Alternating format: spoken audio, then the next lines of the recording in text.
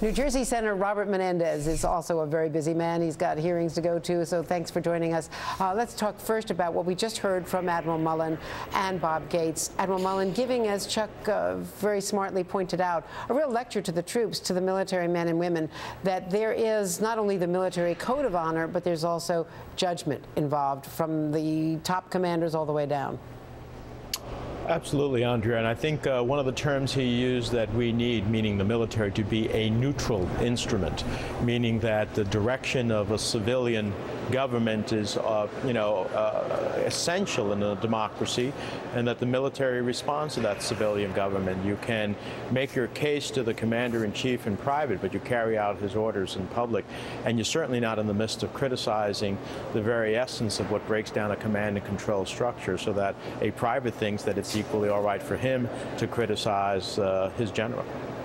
I want to ask you about one of the numbers in our NBC News Wall Street Journal poll, which shows that the Republicans now are marginally favored in the midterm elections, 45 to 43 over the Democrats. You're the head of the Senate campaign committee. You've got a heavy lift here in the House and the Senate.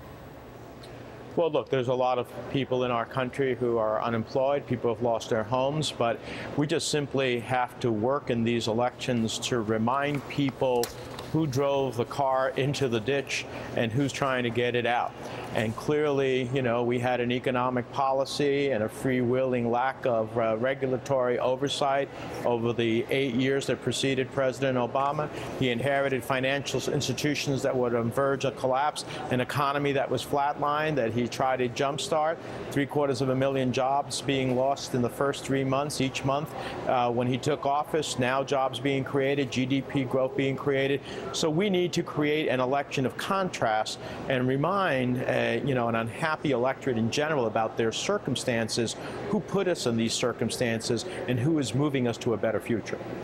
I wanted to ask you about your legislation with Senator Nelson, both of you, of course, from states that could, well, one state, obviously Florida, directly affected as the beaches are blackened.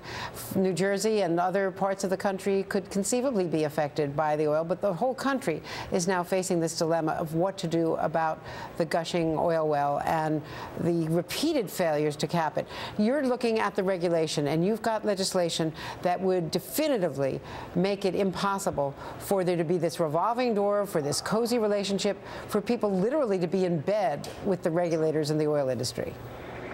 Andrea, this is critically important. Today, we had a hearing on the Energy Committee. Secretary of the Interior was there. It's about reforming this whole minimum management services, the entity of the federal government that leases out the national resources of the country, oil, gas, and others.